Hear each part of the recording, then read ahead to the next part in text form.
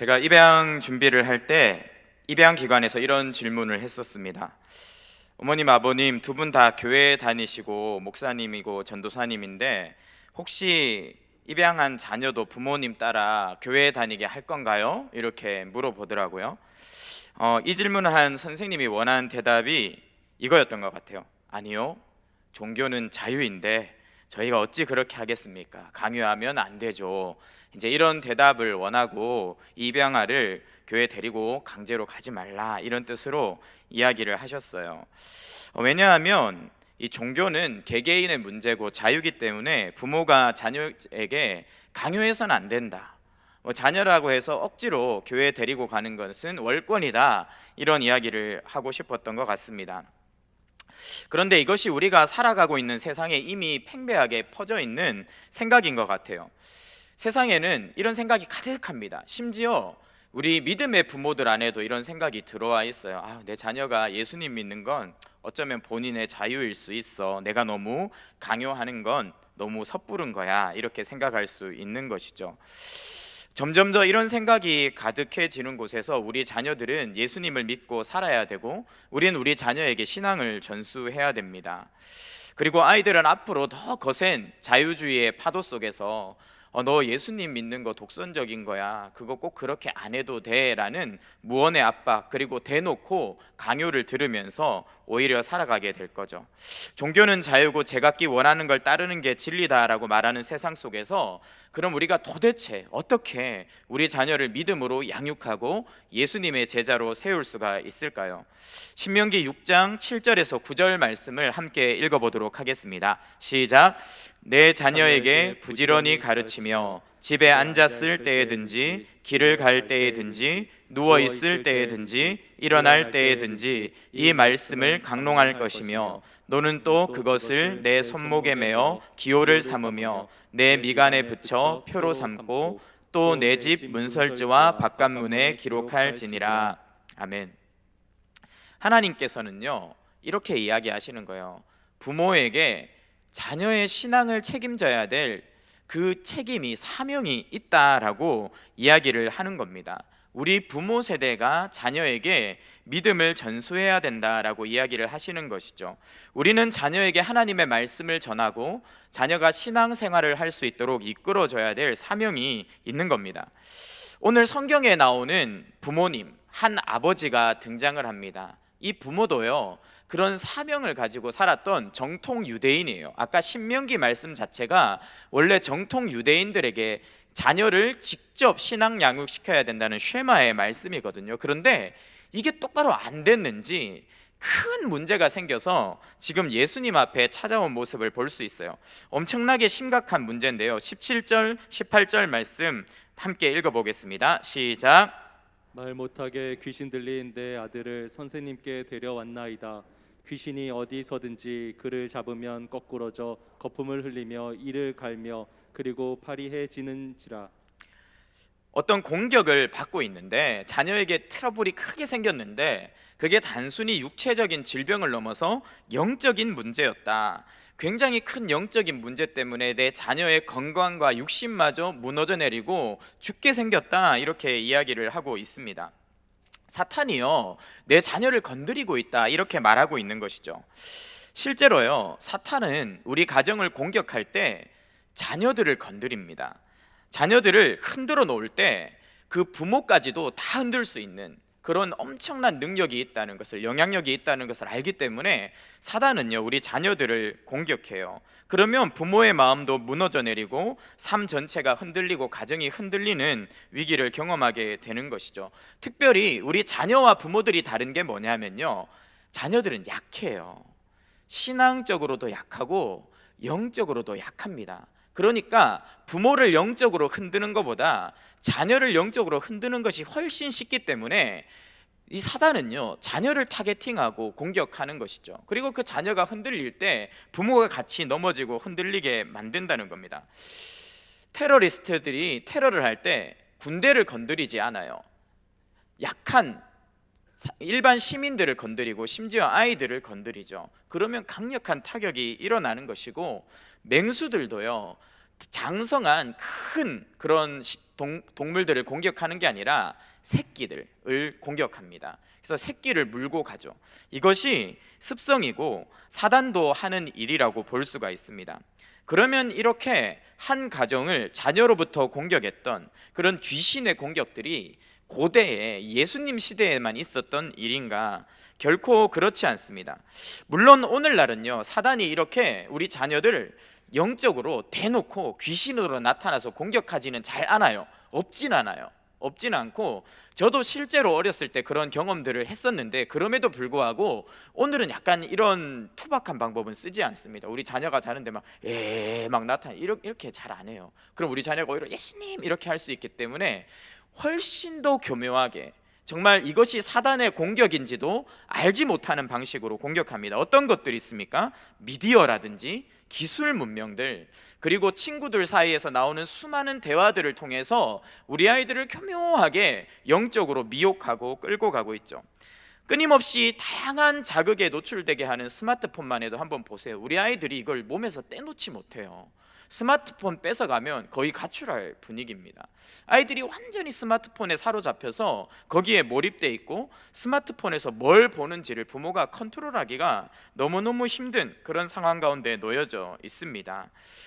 우리 조그만한 때부터 우리 아이들이 보는 수많은 만화들이요, 어떤 만화냐면 귀신, 괴물, 요괴들을 친구처럼 여기고 가까이 하게 만드는 그런 문화들을 막 가르쳐주고, 하나님 외에 다른 엄청나게 많은 신들이 있어 라는 것을 아이들에게 보여주죠.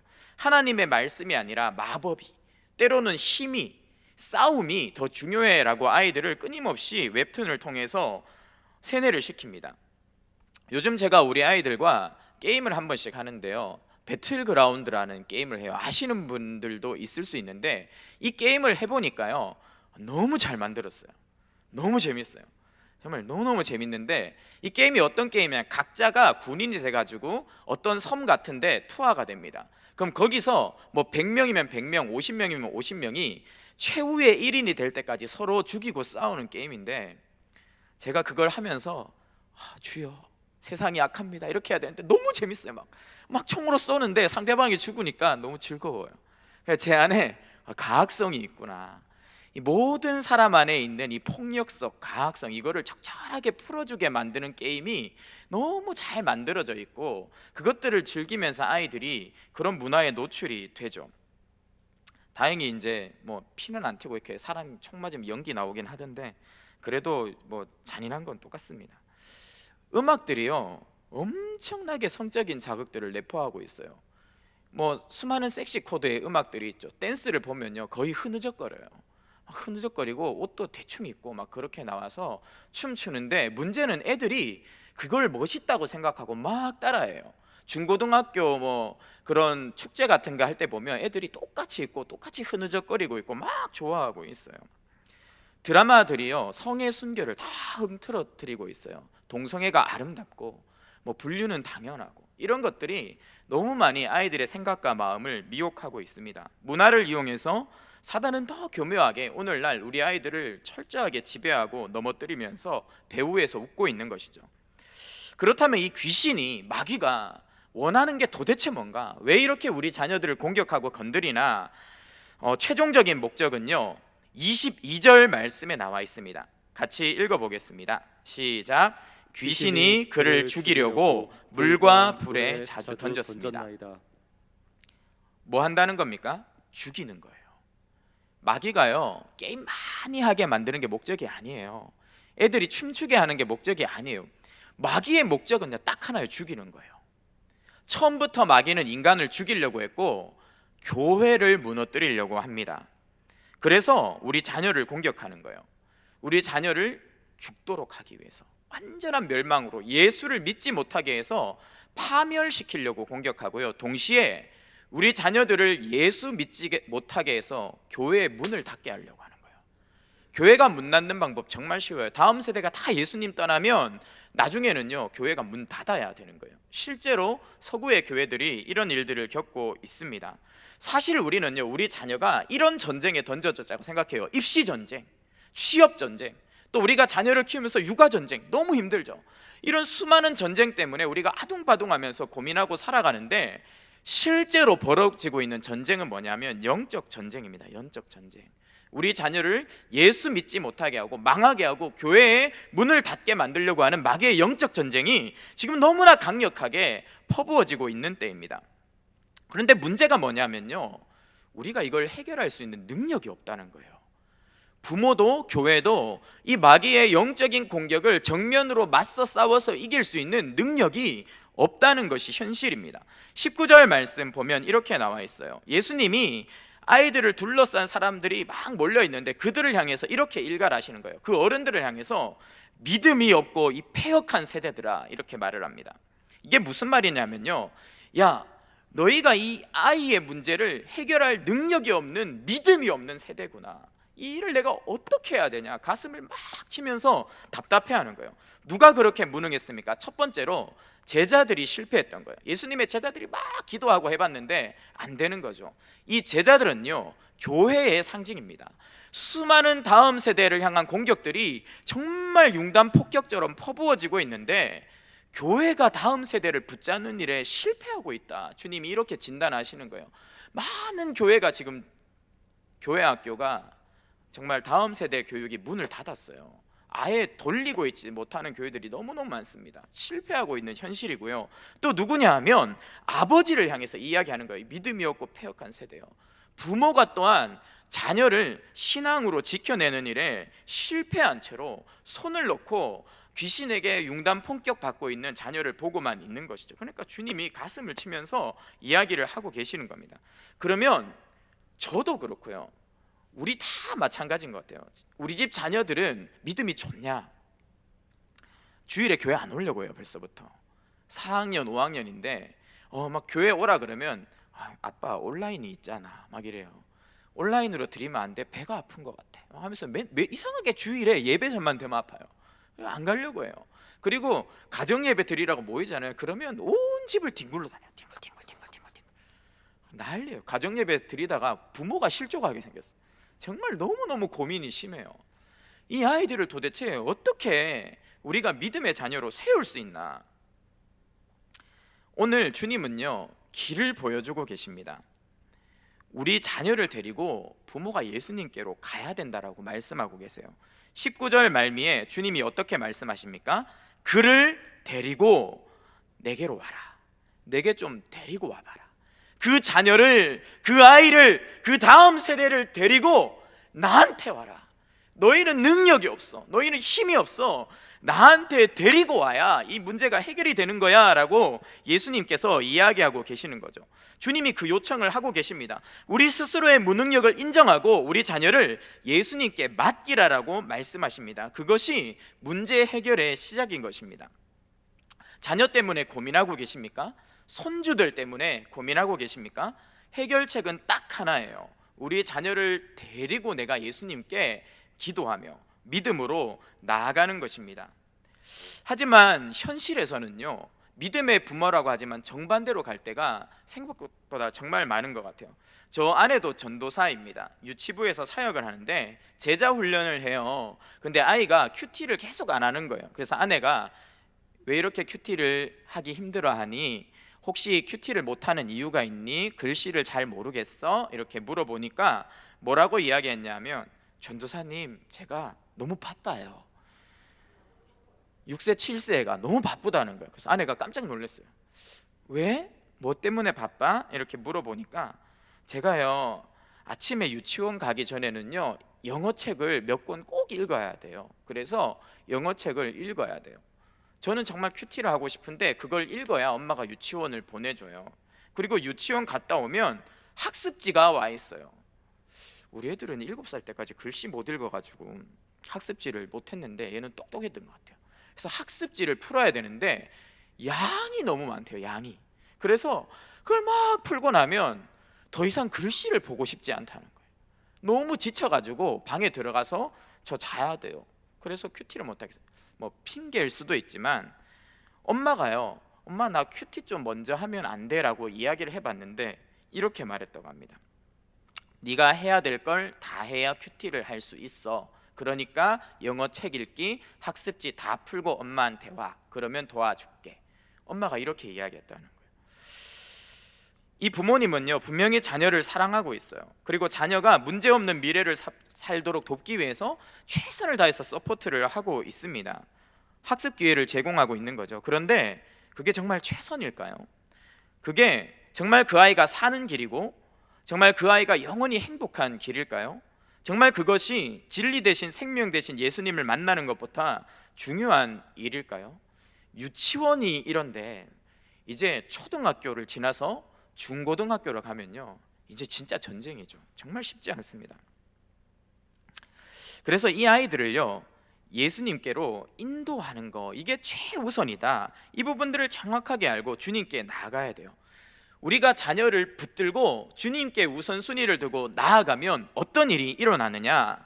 우리가 예수님 앞에 자녀를 데리고 갈 때 주님이 주시는 은혜가 무엇인가? 그게 뭐냐 하면요, 야야, 주님이 이렇게 말씀하세요. 네 아이가 문제가 아니야. 네가 문제야. 네 아이가 은혜 받는 게 우선순위가 아니야. 너가 먼저 은혜 받아야 돼. 이런 은혜를 주세요. 오늘 말씀 한번 읽어볼까요? 22절 말씀입니다. 같이 읽어보겠습니다. 시작. 귀신이 그를 죽이려고 불과 물에 자주 던졌나이다. 그러나 무엇을 하실 수 있거든 우리를 불쌍히 여기사 도와주옵소서. 잘 보세요. 이제 진짜 예수님한테 나왔어요. 그리고 예수님한테 고쳐달라 기도해요. 그런데 기도를 어떻게 하느냐? 주님 입장에서는 너무 믿음 없는 기도를 하고 있는 거예요. 뭐라고요? 주님, 뭔가 할 수 있는 능력이 있으면 좀 나를 불쌍히 여기셔서 얘 좀 고쳐주세요. 우리를 좀 도와주세요. 이렇게 기도하고 있는 거예요. 여러분, 이렇게 기도하고 계신 분 있습니까? 주님, 우리 가정에 이런 문제가 있는데 주님이 능력이 좀 있으신지 잘 모르겠어요. 근데 능력이 있는 주님이시라면 이 문제를 좀 해결해 주세요. 이렇게 기도하고 있고, 이 아버지가 실제로 예수님 앞에서 와서 그렇게 기도하고 있는 겁니다. 주님, 할 수 있으면 한번 해보시죠. 예수님만이 유일한 자녀의 문제라고 믿고 있는 태도가 아니에요. 정말 예수님밖에 없다고 생각했으면 막 부르짖었겠죠. 주님 살려달라고 했겠죠. 그런데 혹시나 주님이 안 되면 또 다른 방법을 찾아보려고 생각하고 있으니까 주님께 한번 와봤습니다. 할 수 있으면 한번 해보십시오. 이런 식으로 기도하고 있죠. 예수님이요 엄청 열받으셨어요. 그래가지고 뭐라고 이야기하십니까? 23절 말씀 읽어보겠습니다. 시작. 할 수 있거든이 무슨 말이냐? 믿는 자에게는 능히 하지 못할 일이 없느니라 하시니. 무슨 말입니까? 야, 너 믿음이 왜 그 모양이야? 내가 겨우 수많은 자녀 문제에 대안 중 하나일 뿐이야? 내가 겨우 그 정도야? 나 그렇지 않아. 나는 유일한 해결책이야. 나에게는 능치 못함이 없어. 내 앞에 왔으면 그렇게 기도하면 안 돼. 정말 제대로 한번 기도해봐. 이렇게 이끌고 계시는 것이죠. 우리가요 자녀의 문제를 가지고 정말 이 문제가 가득한 내 자녀를 가지고 이 자녀를 품에 안고 주님 앞에 나가서 기도할 때 깨닫는 은혜가 뭐냐면요, 내가 문제였구나. 아이고, 지금까지 내가 믿음이 없었구나. 내가 예수님한테 제대로 찾아와 본 적이 없구나. 내 자녀가 이렇게 될 때까지, 이렇게 내 마음이 아플 때까지 내가 기도에 태만했고 나의 믿음이 부족했고 내가 예수님 앞에서 씨름한 적이 없구나. 그걸요 그제서야 우리가 깨닫게 되는 겁니다. 주님이 내 안에 있는 불신앙을 먼저 딱 보여주시는 거죠. 그러면 전신이 번쩍 들고 그제서야 기도하게 되는데, 이 아버지가 어떻게 기도하는지 한번 보십시오. 9장 24절 읽어보겠습니다. 시작. 곧 그 아이의 아버지가 소리질러 이르되 내가 믿나이다. 나의 믿음 없는 것을 도와주소서 하더라. 뭐가 달라졌습니까? 두 가지가 달랐어요. 첫 번째, 처음에는 상황이 이런데 예수님 좀 할 수 있으면 좀 해보시죠. 이렇게 기도했다가 뭐 한다고요? 소리를 질러 부르짖어 주여 하면서 기도하는 것이죠. 부르짖는 겁니다. 외치는 겁니다. 기도의 자세와 태도가 달라진 거죠. 그러면서 기도의 내용이 바뀌었어요. 문제를 해결해 달라 그랬습니까? 아니요. 어떻게 했습니까? 주여, 와보니까 제가 믿음이 없네요. 주님, 저의 믿음 없음을 도와주소서. 기도가 바뀐 거예요. 영적인 눈이 떠진 겁니다. 내가 문제라는 것을 직시하게 된 것이죠. 직시하게 된 것이죠. 그래서 소리를 지르면서 기도한 겁니다. 얼마나 소리를 질렀습니까? 사람들이 어떻게 해요? 그걸 보고요 뭔 일이 났나 싶어서 이 제자들이 못 고치고 아무도 못하니까 아야 별거 없다고 돌아가던 사람들이 아버지가 막 소리를 지르니까 뭔 일 났나 보다 해서 막 다시 달려오는 거예요. 그래서 막 쳐다보는 거예요. 믿음의 회복이 뭐냐면요, 남이 아는 거예요. 내 믿음이 좋아지는 걸 내가 아는 게 아니라요, 내 주변 사람들이 알아요. 야, 저 사람 믿음을 되찾았구나.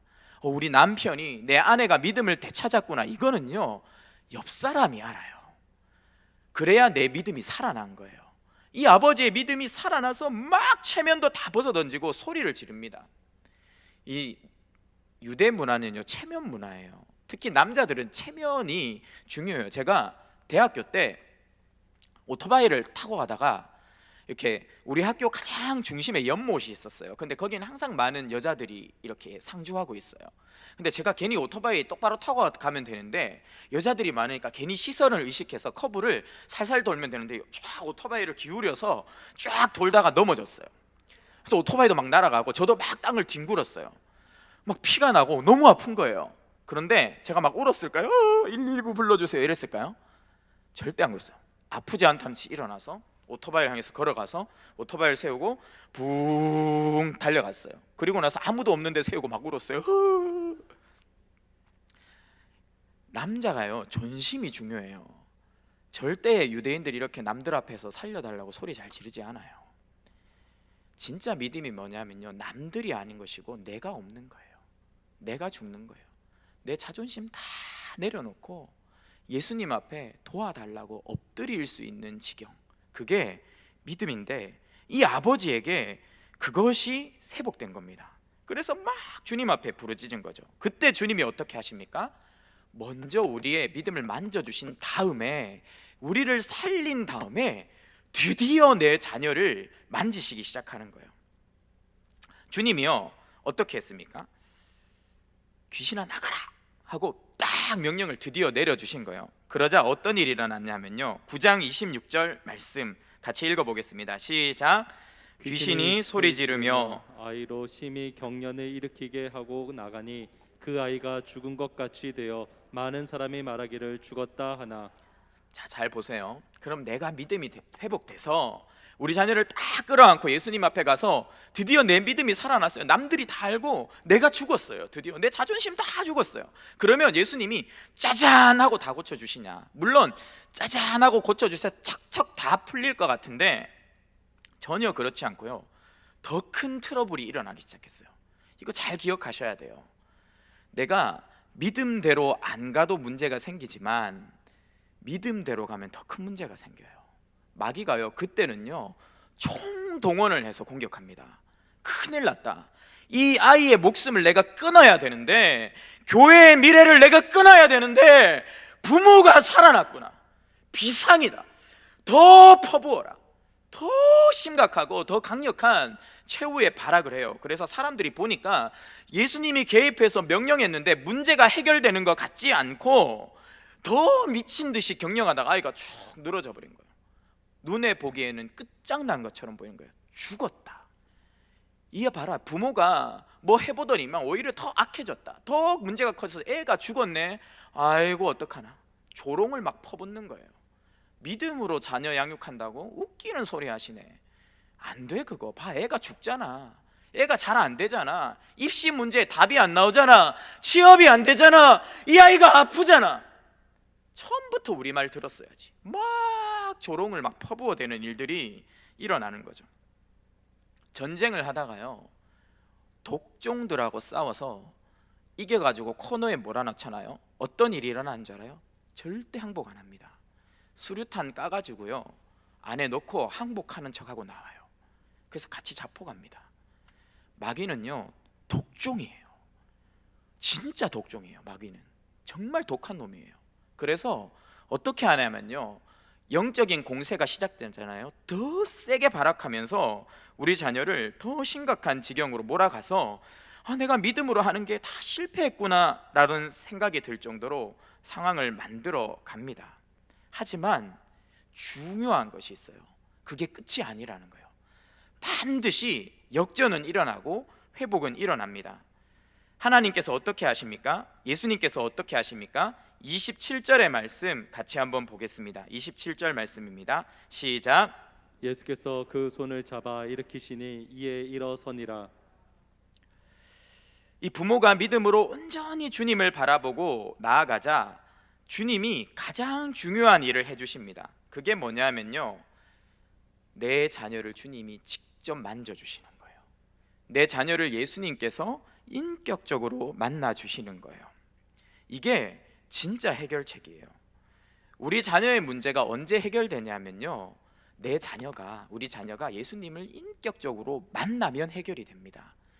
수많은 입시의 문제, 건강의 문제, 정서적인 문제 다 있을 수 있어요. 우리 가정에는 별별 일들이 다 일어날 수 있어요. 그런데 우리 자녀가 언제 살아나냐면요, 우리 예수님이 내 자녀를 터치해 주시면, 우리 자녀를 만져주시면 우리 자녀가 그때부터요 살아나는 거예요. 회복되는 거예요. 그때부터 그 아이의 인생이 시작되는 것입니다. 예수님은요 우리 자녀 문제의 유일한 해답이십니다. 내가 내 자녀의 문제를 결코 해결할 수가 없어요. 우리에게 우리 자녀의 문제를 해결할 수 있는, 책임질 수 있는, 미래를 붙들 수 있는 어떤 능력도 없습니다. 그런데 우리의 예수님은 어떤 분이셨습니까? 우리에게 터치해 주셨던 예수님이 어떤 분이십니까? 그 터치해 주시는 손에 못자국이 있으신 분이셨어요. 우리의 문제를 결코 그냥 놔두지 않고 이 땅에 찾아오신 예수님. 그래서 우리의 모든 죄를 십자가에서 다 짊어지고 못 박혀 죽으신 예수님. 그래서 내 마음을 짓누르고 억누르고 나를 영적으로 억압하던 그 모든 사단의 공격들을 십자가에서 완전히 해결하고 죽으셨을 뿐 아니라 부활하심으로 나의 영원한 생을 보장해 주시고 더 이상은 어떤 마귀의 공격도 우리를 건드리지 못할 것이라고 확실하게 해결해 주신 그 주님, 그 주님을 우리가 만났을 때 우리 인생이 해결됐던 것처럼 우리 자녀가 똑같이 십자가에서 죽으시고 부활하신 예수님을 믿을 때 영원한 생명을 얻을 뿐 아니라 우리 자녀를 공격하던 마귀의 세력들이 떠나가는 거예요. 그 이후로 우리 자녀가 진짜 꿈을 꾸는 삶을 살게 되고 예수님의 자녀로 성령의 인도를 받는 삶을 살아가게 되는 것입니다. 저희 아내가 고3 때 이야기예요.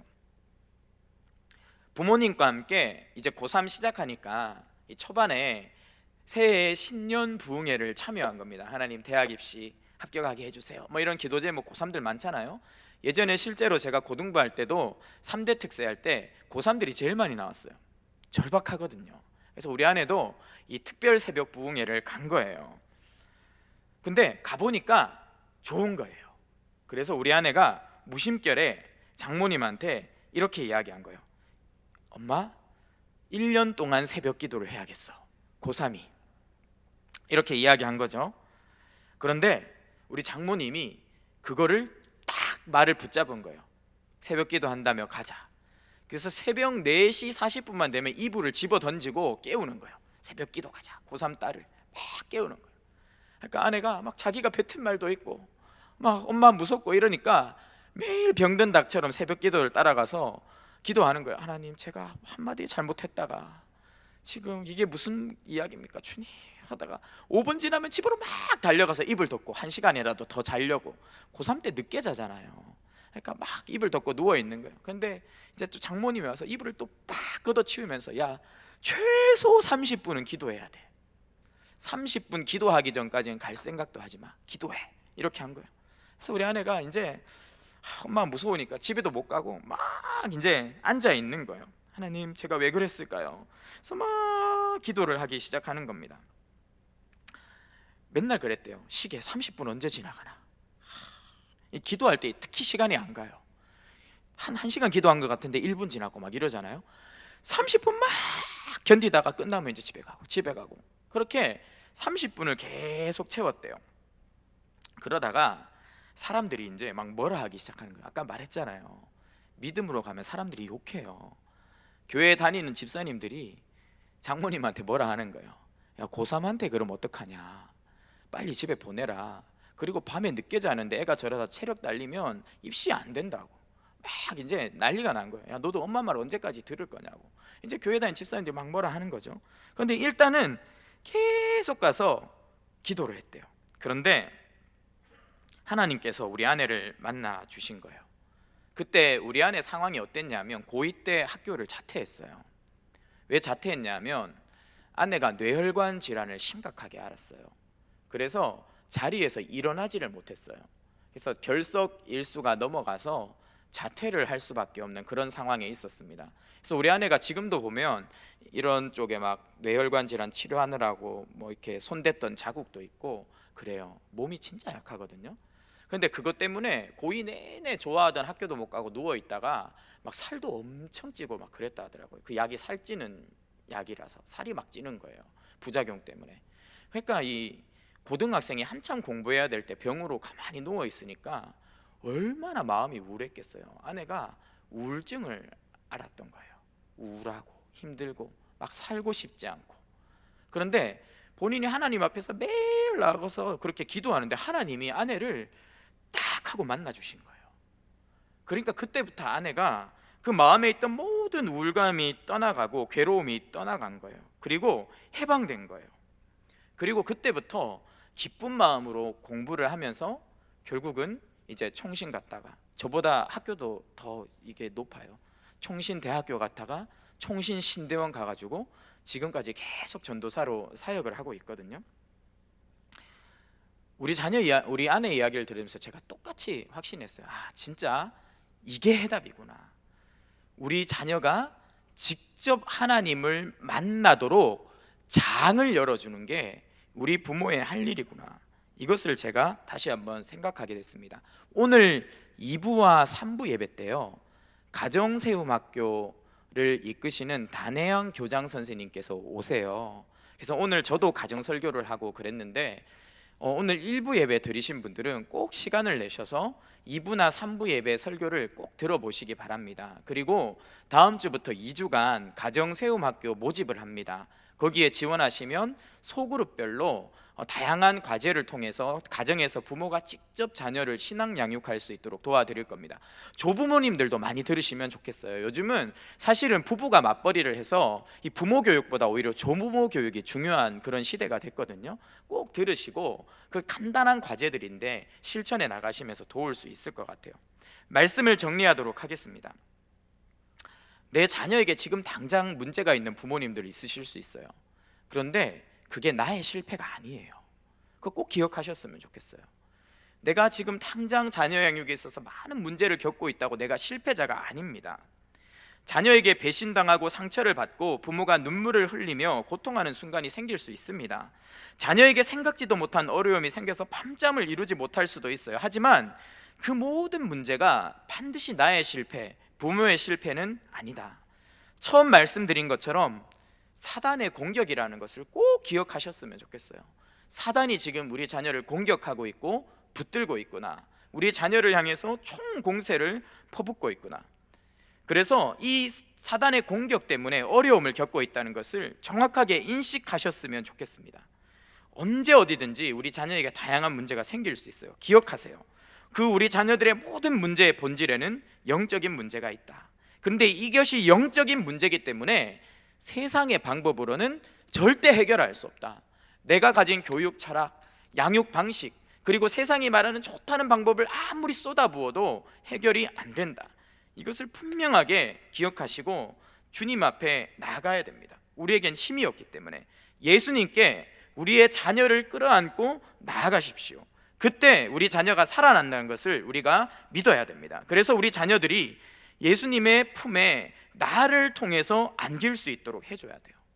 우리 자녀가 그렇게 주님 앞에 나아가서 예수님의 만져주심을, 터치를 직접 경험할 때 살아나고 진정한 구원을 얻고 누릴 수가 있습니다. 끝까지 믿음으로 자녀 양육에 승리하시는 우리 사랑하는 모든 성도님들 되시기를 축원합니다.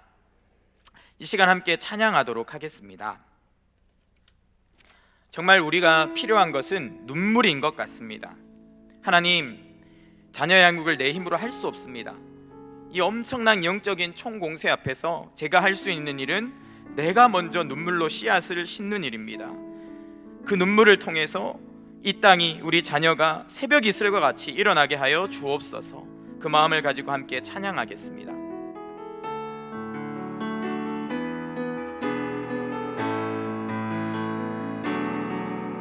우리 오늘 눈물로 하늘의 씨앗을 심는다. 꿈꿀 수 없어 무너진 가슴을 꿈꿀 수 없어 무너진 가슴 하나님, 우리 자녀들의 마음에 푸른 꿈이 다시 돋아나게 하옵소서. 저들의 푸른 꿈 다시 돋아나고 하나님, 우리 부부가 함께 땀 흘리기 원합니다. 우리 함께 땀 흘려